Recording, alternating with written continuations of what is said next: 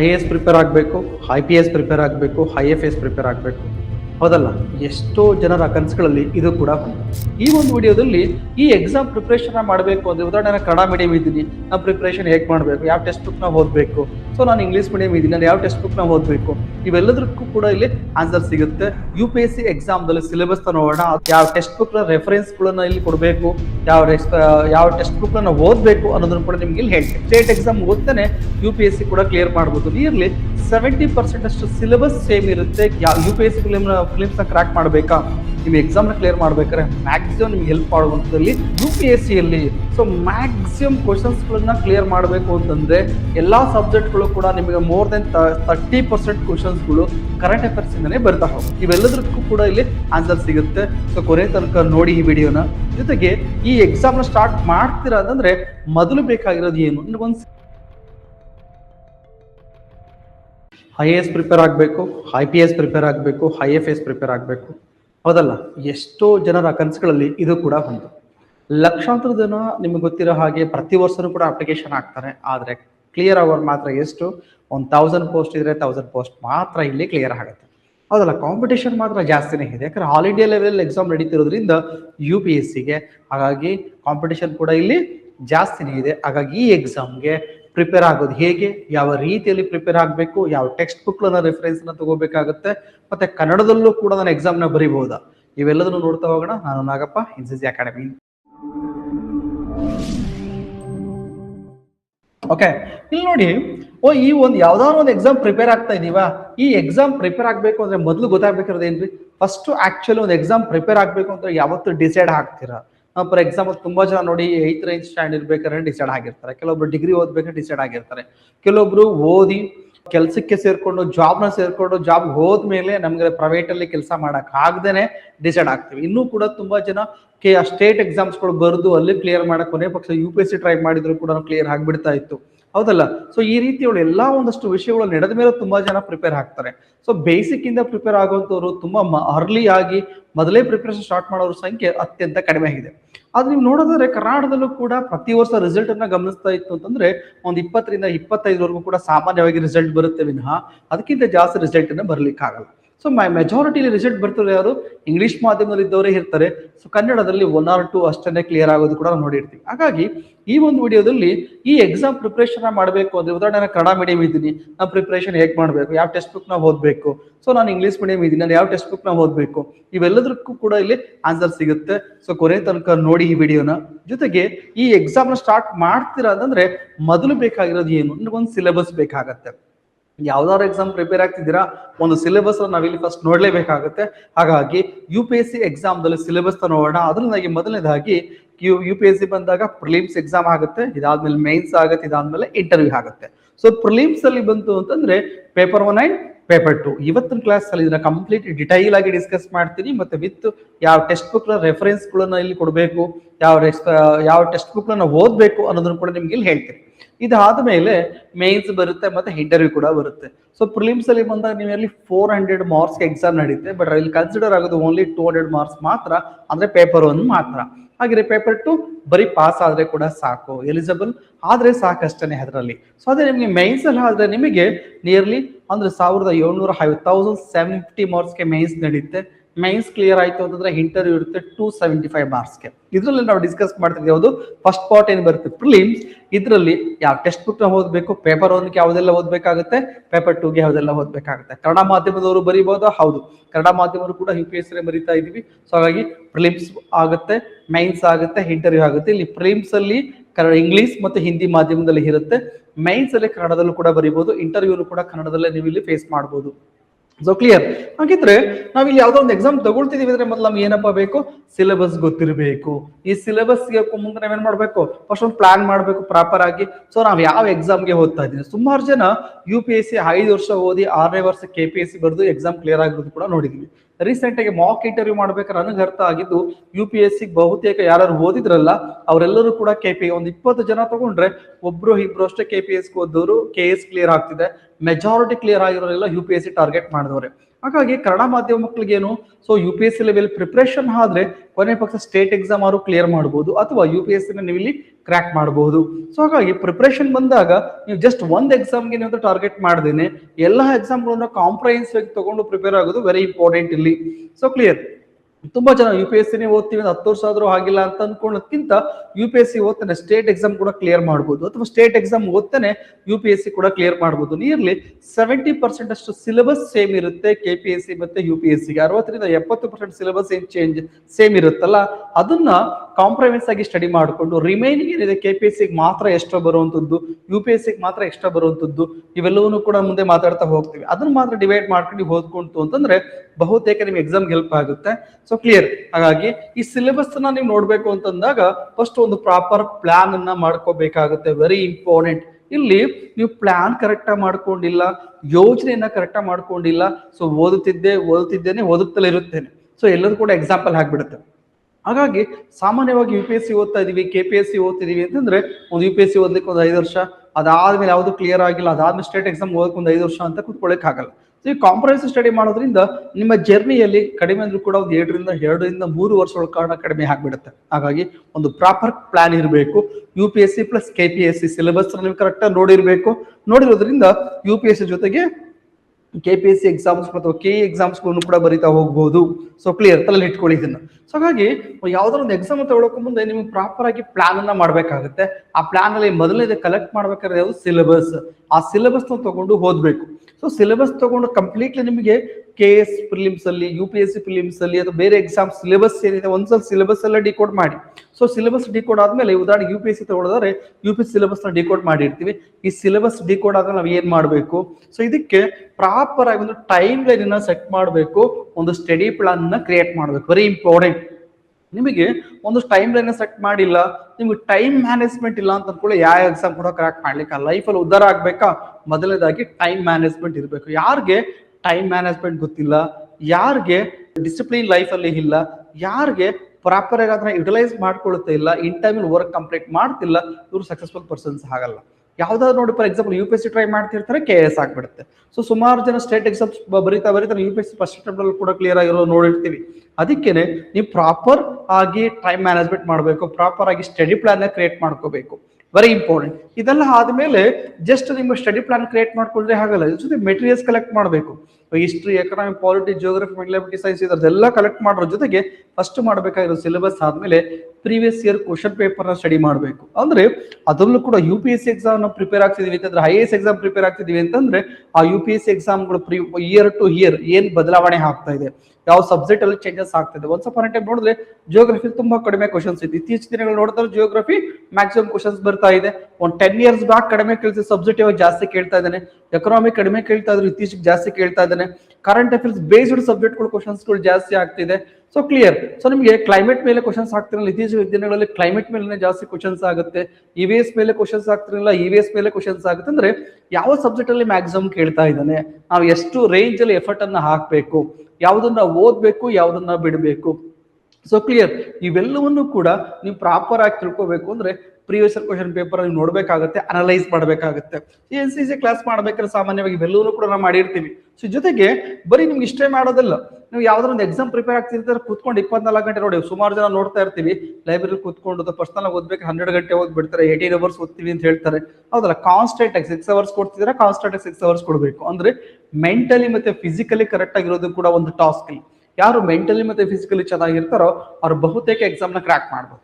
So ನಮಗೆ mentally ಅಂತಂದ್ರೆ ಬೇರೆ ಇಶ್ಯೂಸ್ ಅಲ್ಲ, ಸೊ ನಮಗೆ ಪರ್ಸನಲ್ ಇಶ್ಯೂಸ್ಗಳನ್ನ ಇಟ್ಕೊಂಡು ನೋಡಿ, ಫಾರ್ ಎಕ್ಸಾಂಪಲ್ ಇವತ್ತು ಏನೋ ಇಶ್ಯೂಸ್ ಆಗಿರುತ್ತೆ ಇಟ್ಕೊಂಡು ಎಷ್ಟು ಮಟ್ಟಿಗೆ ಓದ್ಲಿಕ್ಕೆ ಆಗುತ್ತೆ, ಓದಾದ್ಮೇಲೆ ನಾನು ರೀಕಾಲ್ ಮಾಡ್ಕೊಳ್ತಿದ್ದೀನ ಇಲ್ವಾ, ಎಷ್ಟು ಅರ್ಥ ಆಗ್ತಿದೆ ನನಗೆ, ಹೌದಲ್ಲ. ತುಂಬಾ ಜನಕ್ಕೆ ಪ್ರಾಬ್ಲಮ್ ಇರೋದೇನು, ಈ ಕಡೆ ಓದ್ಕೊಂಡು ಹೋಗ್ತಾ ಇರ್ತೀರಾ, ಈ ಕಡೆಯಿಂದ ಮರ್ತ್ಕೊಂಡು ಹೋಗ್ತಾ ಇರ್ತೀರಾ. ಸೊ ಯಾವ್ದಾದ್ರು ಎಕ್ಸಾಮ್ ಪ್ರಿಪೇರ್ ಆಗಿ ನಾವು ಫೇಸ್ ಮಾಡೋದು ಕಾಂಪಿಟೇಟಿವ್ ಎಕ್ಸಾಮ್ಸ್ ಅಲ್ಲ, ನಾವು ಏನ್ ಓದಿರ್ತೀವಿ ಅದನ್ನ ಇಮಿಡಿಯೇಟ್ಲಿ ಮರಿತೀವಿ. ಕಾರಣ ಏನು, ಇವೆಲ್ಲರೂ ಕೂಡ GS ಪೇಪರ್. ಸೊ ಜೊತೆಗೆ UPSC ಅಲ್ಲಿ ಬರೀ ಸ್ಟ್ಯಾಟಿಕ್ ಕ್ವಶನ್ಸ್ ಆಗಲ್ಲ, ಸ್ಟ್ಯಾಟಿಕ್ ಜೊತೆಗೆ ಕಾಮನ್ ಸೆನ್ಸ್ ಬೇಸ್ಡ್ ಕ್ವಶನ್ಸ್ ಗಳು ಇರ್ತವೆ. ಸೊ ಇಂಥ ಅನಾಲಿಸಿಸ್ ಮಾಡ್ಕೊಂಡು ಆನ್ಸರ್ ರೆಡಿ ಮಾಡ್ಬೇಕಾಗುತ್ತೆ.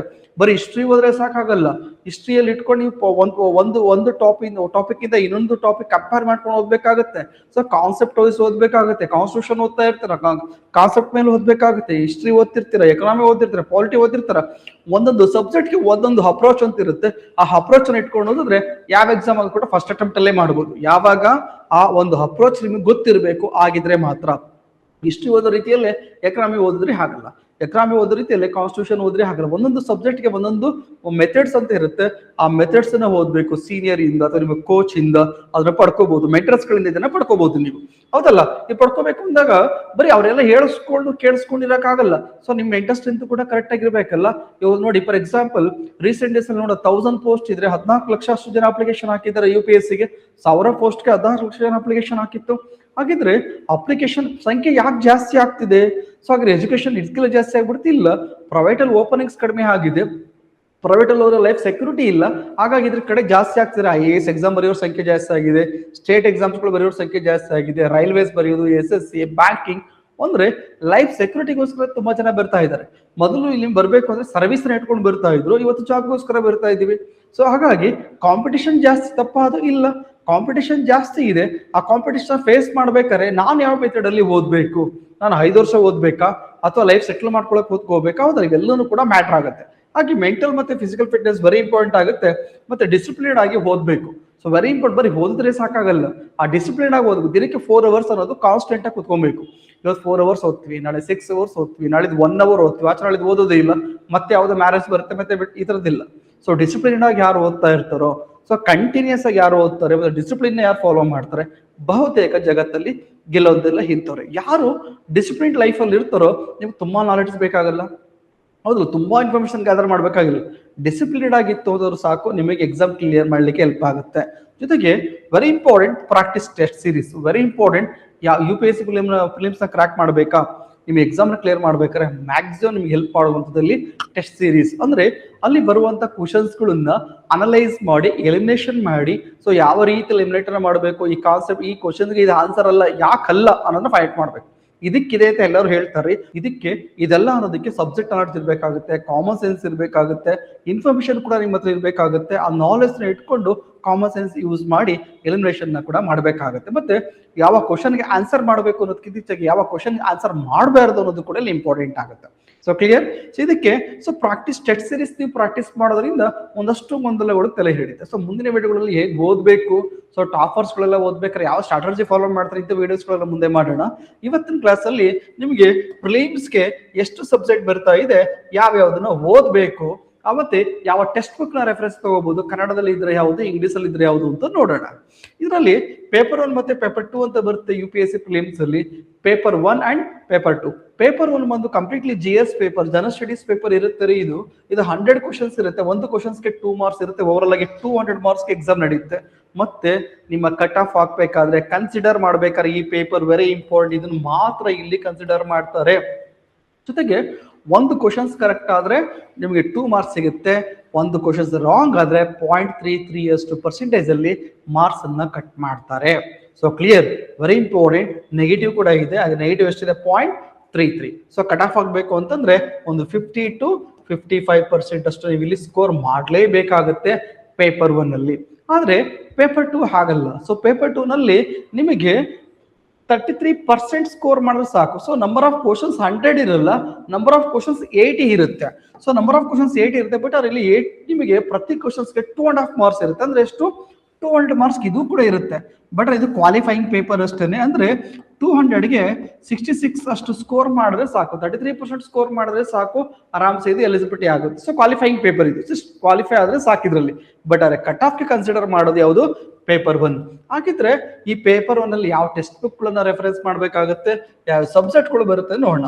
ನಿಮ್ಗೆ UPSC ಅಲ್ಲಿ ಸೊ ಮ್ಯಾಕ್ಸಿಮಮ್ ಕ್ವಶನ್ಸ್ ಗಳನ್ನ ಕ್ಲಿಯರ್ ಮಾಡಬೇಕು ಅಂತಂದ್ರೆ ಎಲ್ಲಾ ಸಬ್ಜೆಕ್ಟ್ ಗಳು ಕೂಡ ನಿಮಗೆ ಮೋರ್ ದೆನ್ 30% ಕ್ವಶನ್ಸ್ ಗಳು ಕರೆಂಟ್ ಅಫೇರ್ಸ್ ಇಂದಾನೆ ಬರ್ತಾ ಹೋಗುತ್ತೆ. Very important. ಹಾಗಾಗಿ ಕರೆಂಟ್ ಅಫೇರ್ಸ್ ನಿಮಗೆ national and international current affairs very important. ಇದನ್ನು ಕೊಟ್ಟಿದ್ದಾನೆ. ರಾಷ್ಟ್ರೀಯ ಮತ್ತು ಅಂತಾರಾಷ್ಟ್ರೀಯ ಪ್ರಚಲಿತ ಘಟನೆಗಳನ್ನ ಕೊಡ್ತಾನೆ.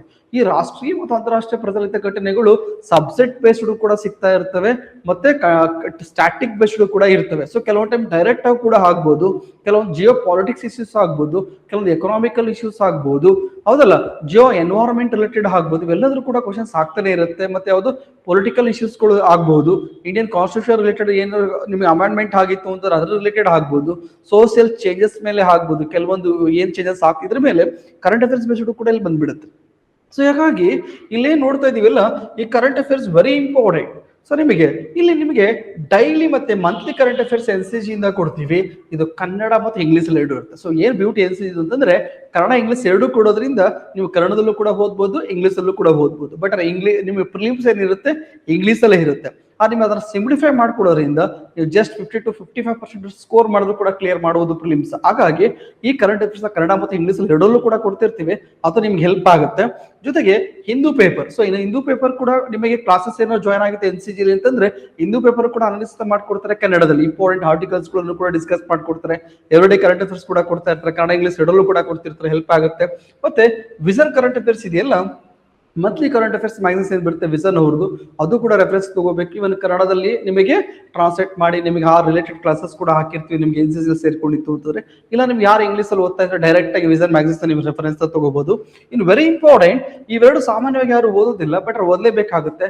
Down to earth, so climate change related current affairs ಎಲ್ಲನೂ ಕೂಡ ಡೌನ್ ಟು ಅರ್ತ್ ಅಲ್ಲಿ ನಿಮಗೆ ಕವರ್ ಮಾಡ್ತಿರ್ತಾನೆ. Global warming related, environment related, whatever ಇವೆಲ್ಲನೂ ಕೂಡ ನಿಮಗೆ ಡೌನ್ ಟು ಅರ್ತ್ ಅಲ್ಲಿ ಸಿಗುತ್ತೆ.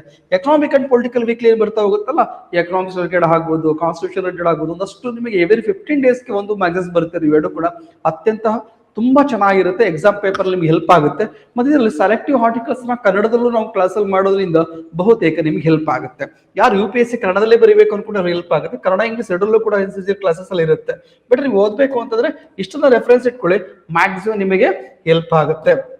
ಜೊತೆಗೆ ನಿಮಗೆ ಸಬ್ಜೆಕ್ಟ್ ಅಲ್ಲಿ ಬಂದಾಗ, so history very important, history of India. So ಭಾರತದ ಇತಿಹಾಸದಲ್ಲಿ ಯಾವುದು ಏನ್ಸಿಯಂಟ್ ಹಿಸ್ಟ್ರಿ ಬರುತ್ತೆ. ಏನ್ಸಿಯಂಟ್ ಹಿಸ್ಟ್ರಿಗೆ NCG ಕ್ಲಾಸಸ್ ಜಾಯ್ನ್ ಆಗಿತ್ತು ಅಂದ್ರೆ ಕ್ಲಾಸಸ್ ಮೆಟೀರಿಯಲ್ಸ್ ರೆಫರೆನ್ಸ್ ತಗೋಬಹುದು. ಎಲ್ಲಾ ಸಬ್ಜೆಕ್ಟ್ಗೆ NCG ಕ್ಲಾಸಸ್ ಮೆಟೀರಿಯಲ್ಸ್ ನ ತಗೊಂಡು ಓಲ್ಡ್ NCERT ರೆಫರೆನ್ಸ್ ಇಟ್ಕೋಬಹುದು. RS ಶರ್ಮಾ ಅವ್ರದ್ದು old NCERT India's ancient past ಅಂತ ಬರುತ್ತೆ. ಮಿಡಿವಲ್ ಹಿಸ್ಟ್ರಿಯಲ್ಲಿ ಬಂದಾಗ ನಿಮಗೆ ಇದು ಕೂಡ ಸತೀಶ್ ಚಂದ್ರ ಅವರದ್ದು ಓಲ್ಡ್ NCERT ರೆಫರೆನ್ಸ್ ಇಟ್ಕೋಬಹುದು. ಪ್ಲಸ್ NCG ಕ್ಲಾಸಸ್ ಸಿಗುತ್ತೆ. ಸೊ NCG ಕ್ಲಾಸ್ ಮಾಡೋದು ಕನ್ನಡ ಇಂಗ್ಲಿಷ್ ಎರಡೂ ಕೊಡೋದ್ರಿಂದ ನಿಮಗೆ ಹೆಲ್ಪ್ ಆಗುತ್ತೆ. ಜೊತೆಗೆ ಇಲ್ಲಿ ಫ್ಯಾಕಲ್ಟಿಗಳು ಕ್ಲಾಸ್ ಮಾಡ್ಬೇಕಾದ್ರೆ ಕನ್ನಡ ಇಂಗ್ಲಿಷ್ ಎರಡಲ್ಲೂ ಮಾಡ್ತಿರ್ತಾರೆ. ಸೊ ಹಾಗಾಗಿ ಬಹುತೇಕ ಸಬ್ಜೆಕ್ಟ್ ನಿಮ್ಗೆ ಅರ್ಥ ಆಗ್ತದೆ. ಮಾತೃಭಾಷೆಯಲ್ಲಿ ನೀವು ಕೇಳೋದ್ರಿಂದ ಸಬ್ಜೆಕ್ಟ್ ನಿಮ್ಗೆ ಒಳಗಡೆ ಅಥವಾ ನಿಮಗೆ ಒಳಹೊಕ್ಲಿಕ್ಕೆ ಅದು ಹೆಲ್ಪ್ ಆಗುತ್ತೆ. ಮತ್ತೆ ಎಕ್ಸಾಮ್ ಅಲ್ಲಿ ನಿಮ್ಗೆ ಅರ್ಥ ಮಾಡ್ಕೊಂಡು ಬರ್ಲಿಕ್ಕೆ ಕೂಡ ಎಕ್ಸಾಮ್ ಆಗುತ್ತೆ, ಹೆಲ್ಪ್ ಆಗುತ್ತೆ. ಸೊ ಇದು ನಿಮಗೆ UPSC ಪ್ರಿಪರೇಷನ್ ಆಗಿದ್ರೆ KPSCಗೂ ಕೂಡ ಒಂದು ಒಳ್ಳೆ ಕಂಟೆಂಟ್ ಸಿಗುತ್ತೆ. ನೆಕ್ಸ್ಟ್ ಫರ್ದರ್ ಡೇಸ್ ಅಲ್ಲಿ ನೀವು KS ಎಕ್ಸಾಮ್ ಕೂಡ ತಯಾರಿನ ಕರೆಕ್ಟ್ ಆಗಿ ಮಾಡಬಹುದು. ಇನ್ನು ಮಾಡರ್ನ್ ಹಿಸ್ಟ್ರಿ ಬಂದ್ರೆ ವೆರಿ ಇಂಪಾರ್ಟೆಂಟ್, ನಿಮಗೆ NCERT ಕೂಡ ರೆಫರೆನ್ಸ್ ನ ಕೊಟ್ಟಿರ್ತೀವಿ. ಅದ್ರ ಜೊತೆಗೆ ಸ್ಪೆಕ್ಟ್ರಮ್ ಪಬ್ಲಿಕೇಶನ್ ಅವ್ರದ್ದು ನೋಡ್ಬೇಕಾಗತ್ತೆ. Brief history of modern India ಅಂತ ಏನಿದೆ ಇದು, ಪ್ಲಸ್ NCG ಕ್ಲಾಸ್ ನೋಟ್ಸ್ ಇದನ್ನ. ಜೊತೆಗೆ ಆರ್ಟ್ ಅಂಡ್ ಕಲ್ಚರ್ಗೆ ಬಂದಾಗ ನಿತಿನ್ ಸಿಂಘಾನಿಯಾ ನೋಟ್ಸ್ ಅನ್ನ ನೀವು ರೆಫರೆನ್ಸ್ಗೆ ತಗೋಬಹುದು, ಟೆಕ್ಸ್ಟ್ ಬುಕ್ ಸಿಗುತ್ತೆ. ಸೊ ಇದನ್ನ ನಿಮಗೆ ಸಿಂಪ್ಲಿಫೈ ಮಾಡಿ ಕನ್ನಡದಲ್ಲೂ ಕೂಡ ಟೀಚ್ ಮಾಡ್ತಾ ಇರ್ತೀವಿ. ಕನ್ನಡದಲ್ಲಿ ನೋಟ್ಸ್ ಮಾಡ್ಕೊಂಡ್ರು ಕೂಡ ಸಾಕಾಗುತ್ತೆ. ಪ್ಲಸ್ ಇದಕ್ಕೆ NCG ಅಲ್ಲಿ ನೋಟ್ಸ್ ಕೂಡ ಅವೈಲೇಬಲ್ ಇರ್ತಾ ಹೋಗುತ್ತೆ. ನಿಮಗೆ ಯಾರು ಜಾಯ್ನ್ ಆಗಿರ್ತಾರೆ ಕೋರ್ಸ್ ಅವ್ರಿಗೆ ಅದು ಹೆಲ್ಪ್ ಆಗುತ್ತೆ ನಿಮಗೆ. ಸೊ ಇಷ್ಟು ಕೂಡ ಮಾಡ್ಕೋಬಹುದು. ಇದಲ್ಲದೆ ಕನ್ನಡದಲ್ಲೇ ಓದ್ತಾ ಇದೀವಿ ಅಂದ್ರೆ ಕೆಲವೊಬ್ರು ಸದಾಶಿವ ಓದ್ತಾ ಇದೀವಿ. ಸೊ ಪಾಲಾಕ್ಷ ಓದ್ತಿದ್ವಿ. ಹೌದು, ಏನ್ಸೆಂಟ್ಗೆ, ಮಿಡ್ವಲ್ಗೆ, ಮಾಡರ್ನ್ಗೆ ಇವೆಲ್ಲ ಹೆಲ್ಪ್ ಆಗುತ್ತೆ. ಜೊತೆಗೆ ಆರ್ಟ್ ಅಂಡ್ ಕಲ್ಚರ್ಗೆ ಬಂದಾಗ ಎಕ್ಸ್ಟ್ರಾ ಸೋರ್ಸ್ ಬೇಕಾದ್ರೆ ನೀವು ಇಲ್ಲಿ ಕ್ಲಾಸಸ್ ಏನ್ ಕೊಡ್ತಿರ್ತೀವಿ ಅದು ಕೂಡ ತಗೋಬಹುದು. So clear. ಸೊ ನಿಮಗೆ ಹಿಸ್ಟ್ರಿಗೆ ಇಷ್ಟನ್ನು ಓದಿದ್ರೆ ಸಾಕು. ಇನ್ನು Indian and world geography very important. ಭಾರತದ ಮತ್ತು ಪ್ರಪಂಚದ ಭೂಗೋಳಶಾಸ್ತ್ರ ಇದೆಯಲ್ಲ ಇದು. ಉದಾಹರಣೆಗೆ ಫಿಸಿಕಲ್ ಜಿಯೋಗ್ರಫಿ ಓದ್ಬೇಕಾಗುತ್ತೆ, ವರ್ಲ್ಡ್ ಜಿಯೋಗ್ರಫಿ ಓದ್ಬೇಕಾಗುತ್ತೆ, ಇಂಡಿಯನ್ ಜಿಯೋಗ್ರಫಿ ಓದ್ಬೇಕಾಗುತ್ತೆ.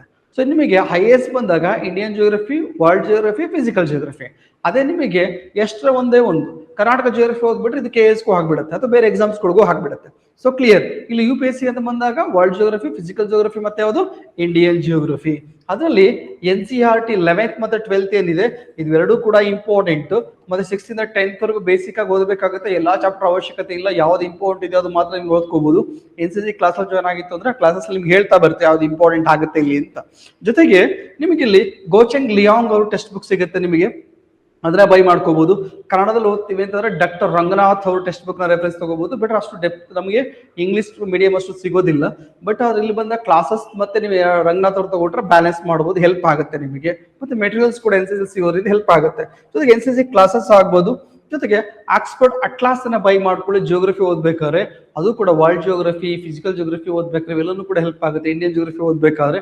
ಹಾಗಾಗಿ ನೀವು ಏನೇ ಓದ್ತಿರೋ ಕೂಡ ಅಟ್ಲಾಸ್ ಪಕ್ಕದಲ್ಲಿ ಇಟ್ಕೊಂಡು ಓದೋದ್ರಿಂದ ಒಂದಷ್ಟು ಮಾರ್ಕ್ಸ್ ನಿಮ್ಗೆ ಹೆಚ್ಚಾಗೋ ಸಾಧ್ಯತೆ ಕೂಡ ಇದೆ. ಲಾಸ್ಟ್ ನಿಮ್ಗೆ ನೋಡೋದಾದ್ರೆ UPSC ಎಕ್ಸಾಮ್ಸ್ ಅಲ್ಲಿ 4 ರಿಂದ 5 ಕ್ವಶನ್ಸ್ಗಳು ವರ್ಲ್ಡ್ ಜಿಯೋಗ್ರಫಿಯಲ್ಲಿ ಮ್ಯಾಪಿಂಗ್ ಮೇಲೆನೆ ಬಂದಿದೆ.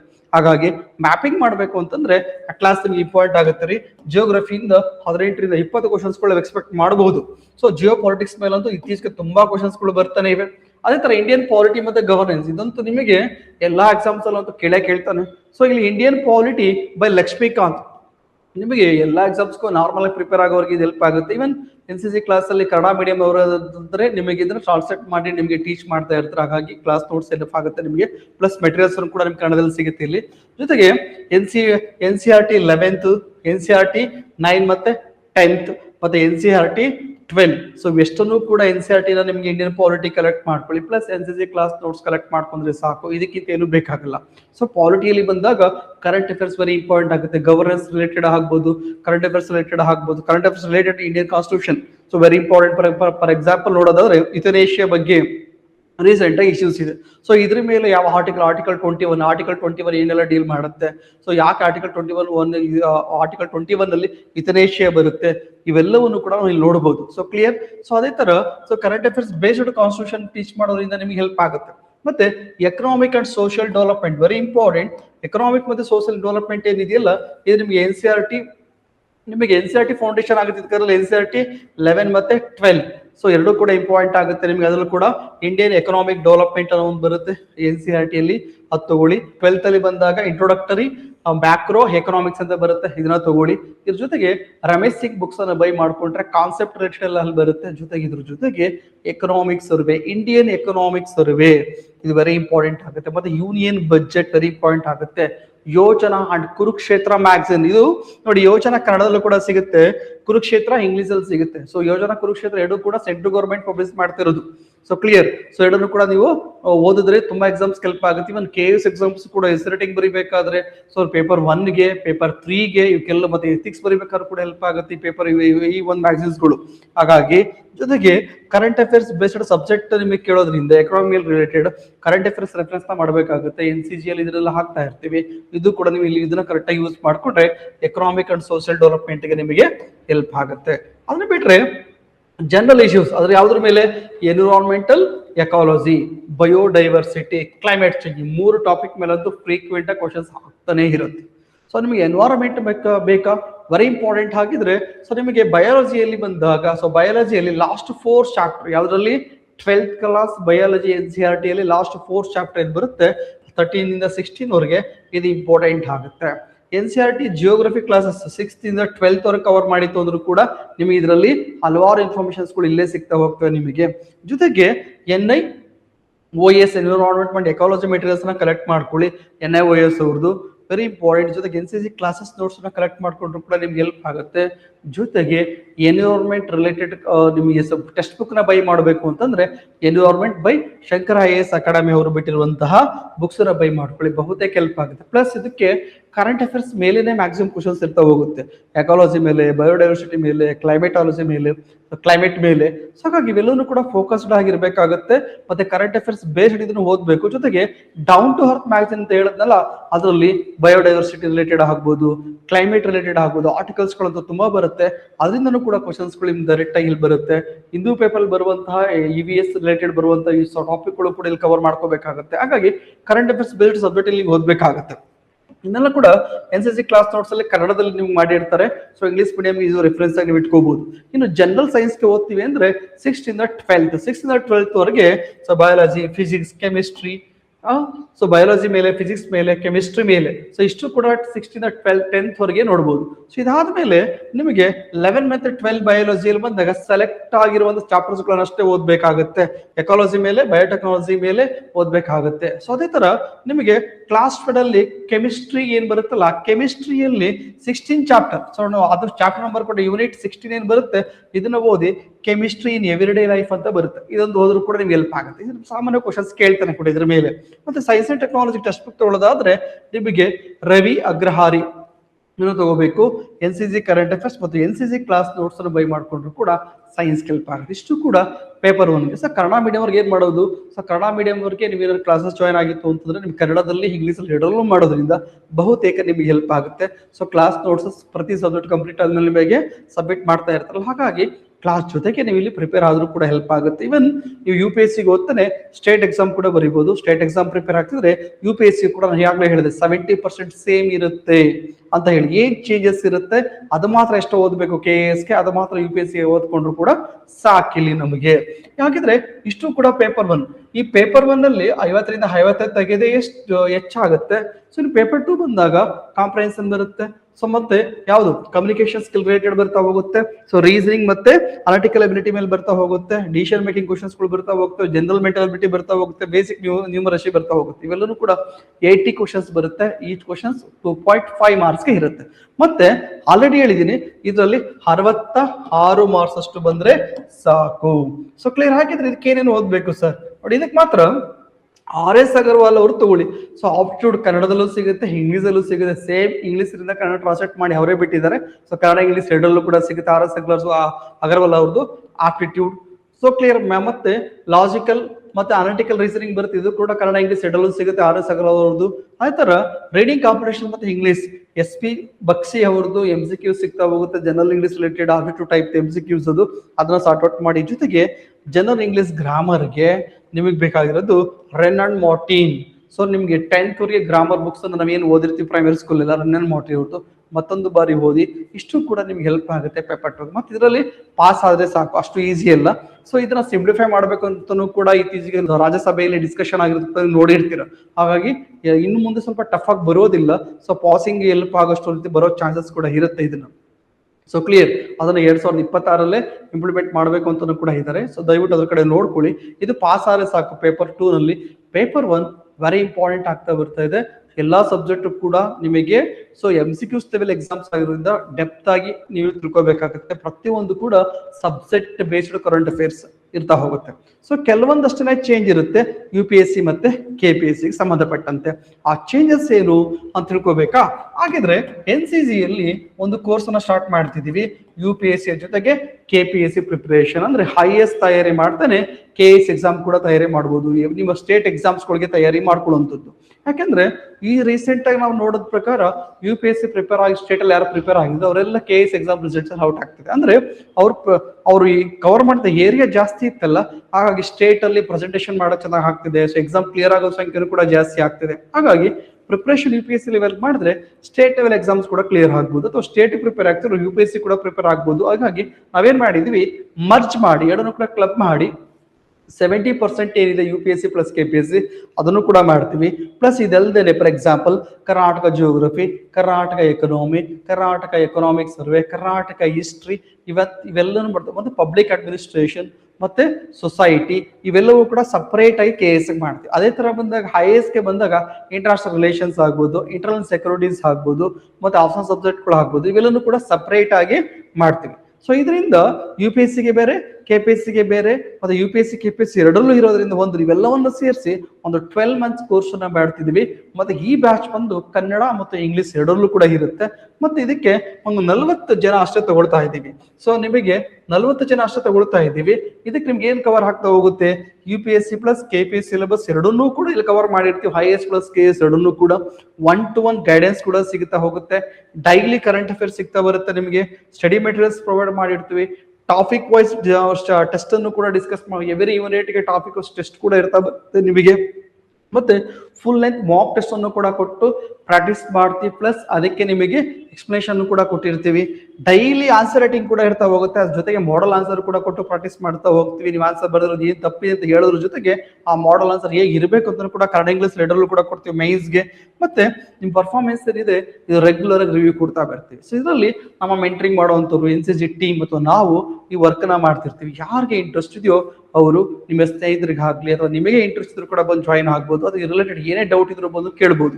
ಮತ್ತೆ ಈ ವಿಡಿಯೋದಲ್ಲಿ ನಾವು ನಿಮಗೆ UPSC ಪ್ರಿಪೇರ್ ಆಗ್ಬೇಕಾದ್ರೆ ಯಾವ ಟೆಕ್ಸ್ಟ್ ಬುಕ್ ಗಳು ಇರಬೇಕು ನೀವು ಅನ್ಕೋಬಹುದು. ಸರ್ ಒಂದೊಂದು ವಿಡಿಯೋದಲ್ಲಿ ಒಂದೊಂದು ಟೆಕ್ಸ್ಟ್ ಬುಕ್ ಕೇಳಿರ್ತಾರೆ.